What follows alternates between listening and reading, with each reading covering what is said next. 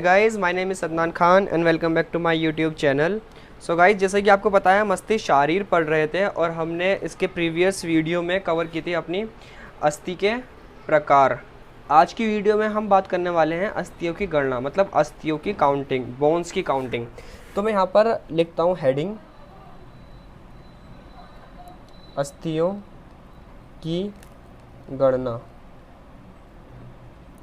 ठीक है। अब अलग अलग आचार्यों ने या फिर अलग अलग कोर्सेज जैसे हम करते हैं BA MS BUMS या फिर मॉडर्न, ये तो अलग अलग आचार्यों ने अलग अलग कोर्सेज में अस्थियों की काउंटिंग अलग अलग है। ठीक है, उसका रीज़न क्या है वो भी हम बाद में पढ़ेंगे। तो सबसे पहले अगर हम बात करते हैं आचार्य सुश्रुत के अनुसार, आचार्य सुश्रुत के अनुसार, तो आचार्य सुश्रुत ने बताई है हमारी पूरी बॉडी के अंदर 300 बोन्स, 300 अस्थियाँ बताई हैं। दूसरा अगर हम बात करते हैं आचार्य चरक के अनुसार, तो आचार्य चरक के अनुसार 360 अस्थियाँ हमारी बॉडी के अंदर होती हैं। तीसरा अगर हम बात करते हैं आधुनिक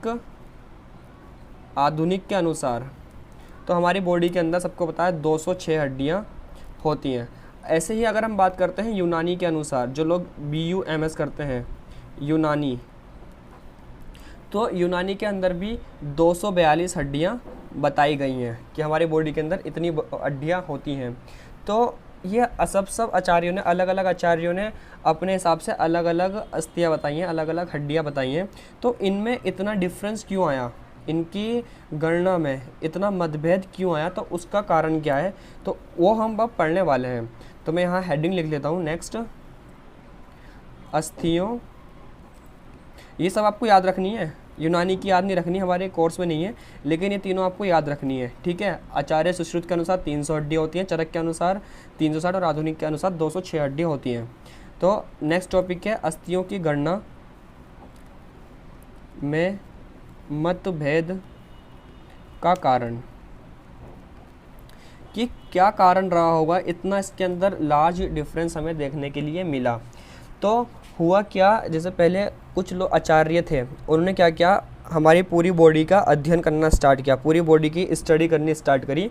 तो उनको जितने भी ठोस स्ट्रक्चर मिले, जैसे हमारी बॉडी कैसी होती है, ठोस होती है, कठिन होती है, तो जितने भी कठिन रचनाएं उनको मिली वो सब उन्होंने अस्थियों के अंदर ही काउंट कर दी। फॉर एग्जांपल हमारे नेल्स को उन्होंने अस्थियों में ही काउंट कर लिया, हमारे टीथ को, हमारे दांतों को उन्होंने अस्थियों में काउंट कर लिया, और जो तरुणास्थि है, कार्टिलेज है, उन्होंने कार्टिलेज को अस्थियों में काउंट कर लिया। ऐसे ही लिगामेंट्स, टेंडन्स वगैरह जो हमारी बॉडी के अंदर कठिन स्ट्रक्चर है, सबको उन्होंने अस्थियों के अंदर ही काउंट कर लिया। तो पहला तो गणना में मतभेद का कारण ये हो गया। दूसरा ये हो गया, जैसे कि हमारे पास बोन होती है scapula for an example scapula bone है, तो स्कैपुला बोन के ऊपर भी एक उभार दिखाई देता है ट्रायंगुलर शेप का। ठीक है, तो उसको है तो पूरी एक ही बोन, लेकिन उसको भी अलग अलग बोन्स में काउंट कर लेना। जैसे हमारे पास ये स्कैपुला है, तो ये से स्कैपुला बोन है, तो एक बोन ये पूरी एक ही बोन है। ठीक है, ये पूरी एक ही बोन है, लेकिन इसके ऊपर जो अलग अलग स्ट्रक्चर है, जैसे ये पूरी एक बोन है, इस एक हड्डी को अलग काउंट कर लेना, इसको अलग काउंट कर लेना, और फिर इसको अलग काउंट कर लेना। तो जो एक ही बोन के ऊपर अलग अलग स्ट्रक्चर्स हमें दिख रहे हैं, उनको अलग अलग तरीके से काउंट कर लेना, ये भी एक कारण माना जाता है मतभेद का, कि इनकी काउंटिंग में इतने डिफरेंसेस क्यों आए हैं। तो इसके बारे में हम लिखते हैं पहले आचार्य चरक के अनुसार। आचार्य चरक के अनुसार अगर हम बात करें, अस्थियों के जितने भी कठिन अंश हैं, शरीर का कठिन अंश, जो शरीर का हमारा कठिन अंश है, इस तत्व को मानकर जितनी भी हमारे शरीर में कठिन रचना है, उन सबको अस्थियाँ माना है अकॉर्डिंग टू आचार्य चरक। तो मैं यहाँ लिख रहा हूँ शरीर का कठिन अंश, इस तत्व को मानकर शरीर में जो रचनाएं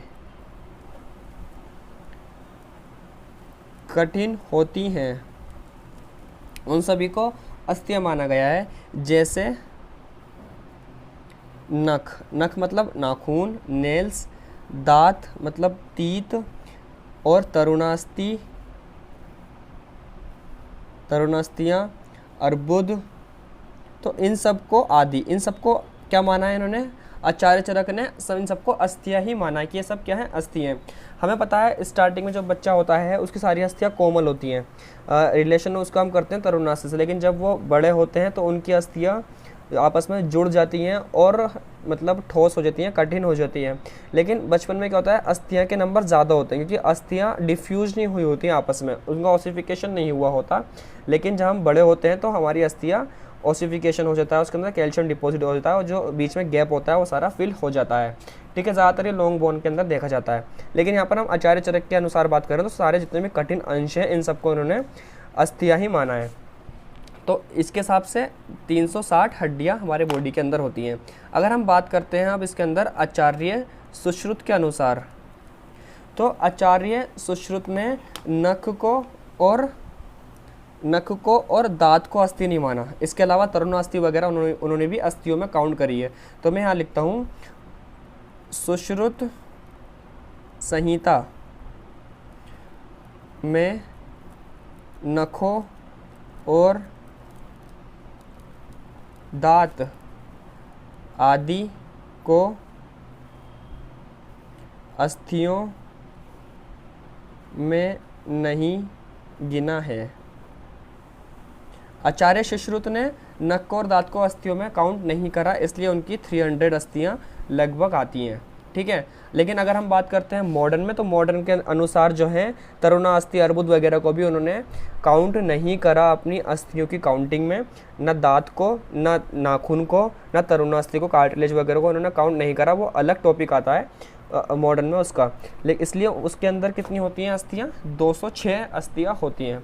तो ये कारण हो गया हमारा अस्थियों के अंदर जो इतना डिफरेंस आता है अलग अलग आचार्यों के अनुसार, वो क्यों आता है, वो इन सब का कारण हो गया। तो आई होप आपको ये सब समझ में आया होगा। अगर आपको हमारी ये वीडियो अच्छी लगी तो इस वीडियो को लाइक करें, अपनी प्रॉब्लम हमसे कमेंट बॉक्स में पूछें और चैनल को सब्सक्राइब करके बेल आइकन को प्रेस करें, जिससे मैं नेक्स्ट वीडियो अपलोड करूँ आपको उसका नोटिफिकेशन मिल जाए। Okay, thank you so much guys.